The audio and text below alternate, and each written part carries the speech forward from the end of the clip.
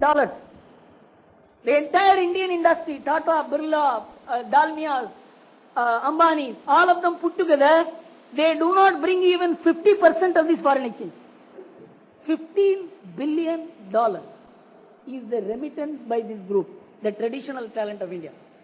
And if you take from 1991 to 1999, the amount of foreign exchange brought by the traditional talent of India, actual remittance, it will exceed $100 billion. The amount of money which we borrowed from World Bank, IMF, in 1990 to tide over the crisis is just $3 billion. And IMF and World Bank are portrayed as people who saved India. But the carpenters, the masons, the goldsmiths, they are nowhere in the picture. Only in the year 1993, if I remember right, Manmohan Singh mentioned passingly about the great work done by the traditional talent of India. Having said this, I must tell you, what is this traditional talent? The United Nations University asked the Japanese Institute of Development Studies to give them a report. United Nations University asked the Japanese Institute of Development Studies to give them a report as to how Japan became an exporter of technology from being an importer of technology 25 years back. They furnished a report of 20 volumes, and 11 of which are translated into English. And the first volume I happened to lay hands upon. And the most important part of the report was when Japan began reconstructing its development after the war, they relied on empirical knowledge. They relied on their carpenters, they relied on their masons, they relied on their blacksmiths. And they never asked for a certificate. Let us assume, I always give this example. One of my sons is very good in English, and I put him in IIT and he becomes an automobile engineer. And another is wishy-washy in studies and is a school dropout. I put him in an automobile workshop. After 15 years, my second son, who has handled the automobile engineering technology, which is second only to aeronautic engineering technology in its acuteness, minuteness, next only to the kind of technology which flies, automobile engineering technology is a very acute technology. And after 15 years, my second son is as capable or perhaps more capable than the automobile engineer produced through IIT. But will the English educated Indian, the system, the universities, even we, will we accept this? The entire Eastern tradition is learning by doing. You ask an Indian carpenter to teach how to make this chair or table on the blackboard. He will say, I don't know. You please come, I will make it, you see it. This learning by doing has been the education process of the East. Collecting everybody in one classroom and putting everything on the blackboard is the Western method of education. But we believe in that method of education. With the result, learning by doing as a method of education exists, by which technology survives, by which billions of dollars come into India, but it is not legitimate, it is not recognized. Everybody says, see the Human Resources Development Index of India. I saw Rajkumar Bhatia carrying 2 books, which will say India is 135th in human resources development. It is in gutter. India is a useless country. You know why?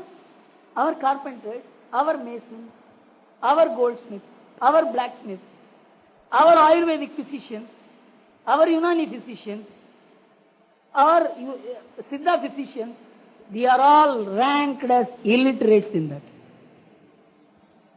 The people who bring in these billions of dollars, you look at their passports. In their passports, it will be written unskilled workers. They are more skilled than many engineers. The human resources of India are undervalued. If there is a method of certifying, giving a formal recognition and legitimacy to this kind of talent, the Human Resources Development Index of India will not be 135. It will be somewhere in the first 20 or 30 in the world. But we cannot even think of it. Colonialization of mind continues. Unless we revolutionize our thinking. In Germany it exists. In Japan it exists. In Malaysia it has been brought into being. In Germany, a factory supervisor can look at a factory worker and tell that this man is competent for this work, and so he should be given a diploma. He will be given. Why can't we do it in India? We have hundreds of universities in India which can testify whether somebody can do carpentry, somebody can do masonry, somebody can do goldsmithy. We can do that. We can't even think of it. Everybody will have to pass through the class. Everybody will have to look at the blackboard. That is what is education. So the Human Resources Development Index of India is grossly undervalued. Imagine, you may ask me, what is the Human Resources Development Index? Let us assume all this is done in the next 5 years, and the Human Resources Development Index of India travels from 135 to 35. Foreign investors will be queuing up to invest in India because foreigners, nobody invests his personal money. Everybody has put their money in some bank or in some investment trust or in some mutual fund. The mutual fund employs chartered accountants, lawyers, statisticians, equity experts. They look at these statistics. Which country is top in law and order? Which country is top in judicial discipline? Which is top in Human Resources Development Index? Then they begin investing. And if all our statistics is suppressed, if the national talent is brought down by our wrong assessment of the country, how will this country command value? This is where a fresh thinking is needed. Next, let us go to the natural resources of India. In India, we have 180 million hectares of land, cultivable land. 180 million hectares. China is 2 times the size of India. China has only 90 million hectares. They have exhausted their agricultural possibilities. The last hectare of land has been exhausted by China. America, which is 2.5 times the size of India, it has 160 million hectares of land, cultivable land. India has 180 million hectares. We are cultivating about 120 million. We are irrigating just 34 million hectares. The entire agricultural production increase from 50 million tons to 200 million tons has taken place in just 25% of the Indian land. Why? 25 million hectares of Indian land, not 25%. They say if Punjab, Haryana, Western Uttar Pradesh, Tamil Nadu and Andhra, if they are properly cultivated, this can feed the entire Asia. And the world is looking to countries like India for food. India can increase, double its agricultural production in 10 years. It is a scientifically ascertained fact. But there is no respect for agriculture. When we met the agriculturists, they said only one thing, sir, our boys are not getting girls. It is not respectable to be an agriculturist in this country. So people who own 2-3 acres of land prefer to be peons in MMTC and STC in Delhi. Again, the English educated mind. We cannot respect people because they are doing agriculture. Countrymen, this is how Britishers used to abuse our agriculturists. We don't use that word, but the same sentiments continue. A mental change is needed. If capable people are to do agriculture, agriculture has to be made a respectable occupation. And we have sunshine round the year. In Europe, you have sunshine for 4 to 6 months. In America, in some places, 3 months to 4 months only. In China, only 6 months. In Russia, 2 months. Without sunshine, you cannot grow anything. They can grow only one crop. In some countries, they can grow only one crop. China can grow only 1.5 crop. In some areas, 2 crops. In some area, only 1 crop. So their 90 million hectares is only, in our terms, 60 million hectares. We are a country in which 180 million hectares can have 3 crops. And our water resources are enormous. And you just give water. People know how to become prosperous. You take a travel through the country. Wherever there is water, there is prosperity. All the problems of illiteracy, hunger, malnutrition, law and order, you take any problem. This can be related to places which have no water. Just manage the water resources of India. Then the Indian economy will progress. But we can't even think of it. Now in Maharashtra, of all states, in the last 7-8 years, there has been an assiduous attempt to harvest water. And you can see in dryland farming, by water accumulation and water harvesting, in the next 10 years, Maharashtra is supposed to surge ahead in agriculture. It's possible elsewhere. These are great potentials. And look at India, what it has done. We had 35 crore population in 1950. 55 crore in 1967. We were importing food. We have 100 crore population today. We are surplus in food grains by 10 million tons a year today. And our buffer stock is about 30 million tons.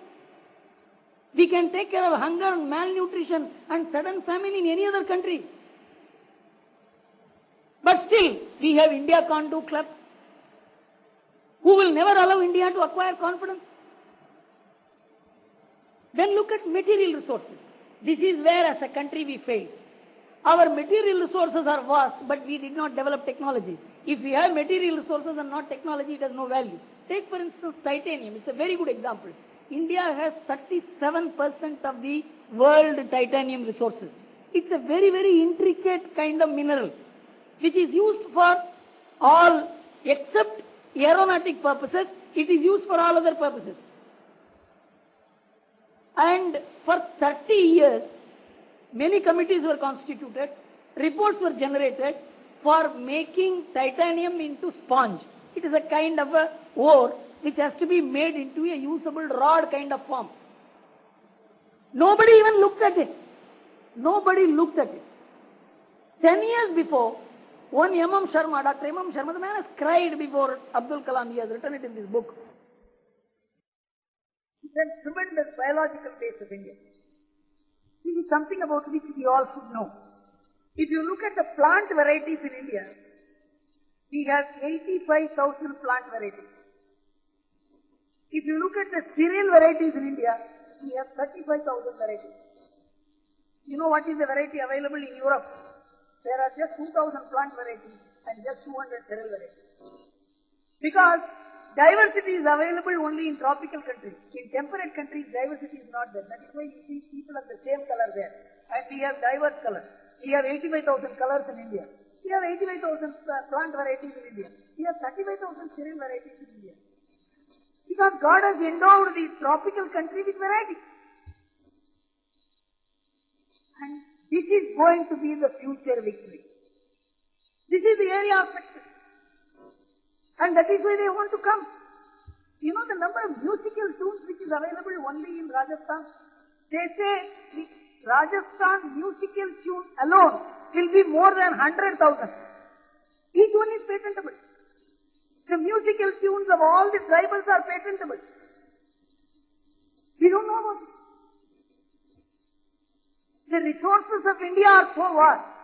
It requires an Savadani like Brahma to understand what to do with this country. I am rushing through because let us look at and about technological competence of India. Apart from the fact in strategic technology, we are virtually on par with the best in the world. Whether it is missiles, whether it is atomic, whether it is satellite, take any field, we are on par with the best in the world so far as the strategic technology is concerned. In commercial technology, we are on a breakthrough in many fields. In fact, there is a book which has been published in Innovative India. It's one of the brilliant publications that has been done recently by a scientist by the name L.K. Sharma. He is the Times of India correspondent in London. He has put together all the facts. The best people have written. Most of the data which I have repeating before you are collected from that. There are at least 30 technologies in India where we are almost on par with the world, about which, except the experts, others even do not even know we have that kind of technology. important part of our technological work is, take for instance our satellite establishment. The annual budget of the Indian satellite establishment is $400 billion. If you take the annual budget of any satellite establishment of any country, it is minimum 30 times this amount. Our research is cost effective. And this, in fact, L.K. Sharma writes, this $400 million is the amount which the Americans spend for keeping a museum of all the satellites which they have made in the past. Just the library. And our CSIR laboratories, which are 40 in number, which rank on par with some of the best in the world, our entire budget is $120 million. The entire R&D budget of India, many people say India is spending less. No, India is spending less and getting better results. $1.5 billion. It is less than the amount Pfizer spends for its R&D. We spend less, get better results, because we have better brains. And you spend a little more, you will get 10 times more results. Apart from this, the talented and wealthy Indians abroad. India is one of the very few civilizations whose ethnic talent outside India is very vast. And they are in different fields. In America there are 29,000 doctors from India. And each one of them is a millionaire or multimillionaire. In fact, one of the doctors came to me and said, if India takes only $1 million from each of us, India will have $29 billion. Imagine financial capitalism. I had been to California. The biggest estate owner there is a Sardarji from India. And the first dinner Clinton had in California, he was in his house. Very influential people. You go to Manchester, the entire British textile industry has been taken over by Sardarji, the Punjabis. You will not see the difference between Jalandhar and Manchester. But we have no civilization linked with them. You see the way Mathura is maintained, Kashi is maintained. You see the way other cities are maintained. You just maintain these places properly, they will have respect for this country. You think economics is just market mechanism. It is a cultural mechanism. It is a civilizational extension. It's a relationship of people bound together by history. This is what Israel has shown. This is what China is showing. We can't think of it. Then unused capacities of Indian enterprise. I am rushing to because there is no time. Take for instance the Indian Railway. Indian Railways have at least 17,000 miles of railway lines laid, in which one train goes in the morning, another train comes in the evening. I know at least two places like that, between Madras and Kanchipuram. One train will go in the morning, another train will go in the evening. There is a road by the side. 1,000 buses go this side and 1,000 buses come that side. The cost of running a railway is 1/3 of the cost of running road transport. From Viluppuram to Pondicherry, the same position. Thousands of buses go. We can only privatize the subordinate railway.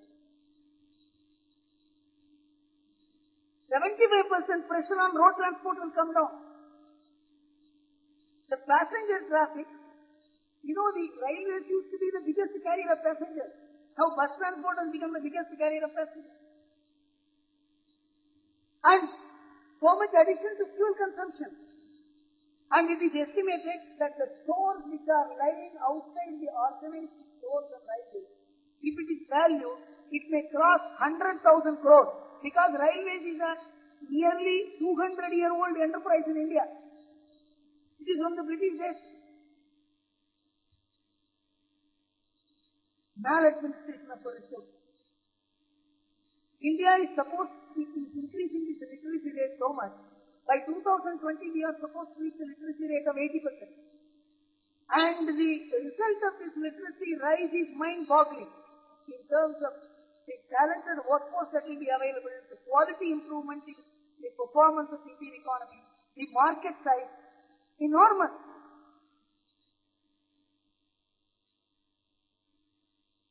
Most important thing is that there is some answer to the WTO, the federal character of the Indian Constitution. We have the central government, we have the state government, we have the municipalities and panchayats. Under the Constitution, all these three are autonomous, sovereign in their own. I will give you just an example as to how we may have to meet the WTO, using it as some kind of a potential. One of the leading automobile groups had called me for a consultation because they came to know only in March 1998.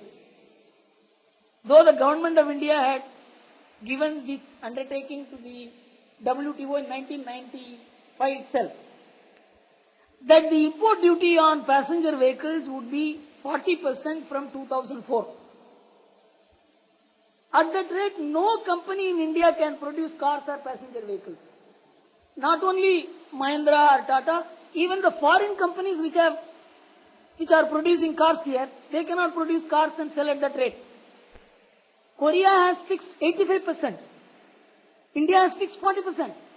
Some joint secretary in India signed the WTO undertaking. The Indian industry was not even consulted. So they asked me how to face this challenge.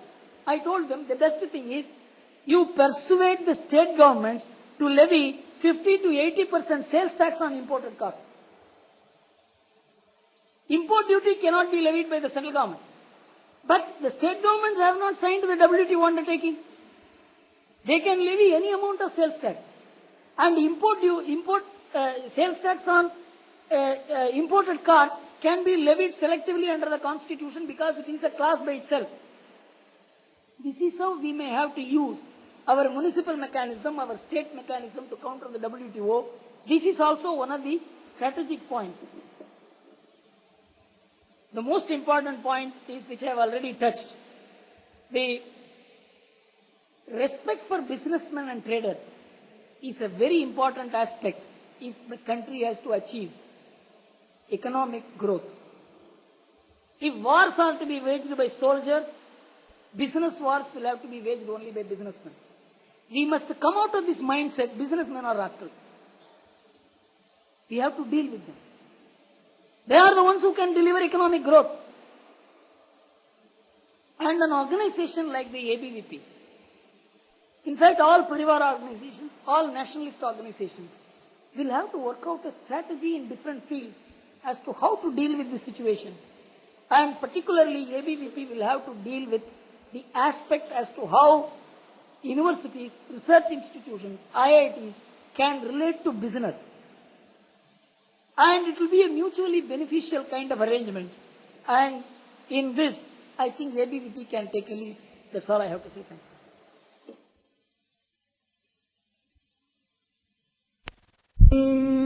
Fulla kusumita drumadala shobhinim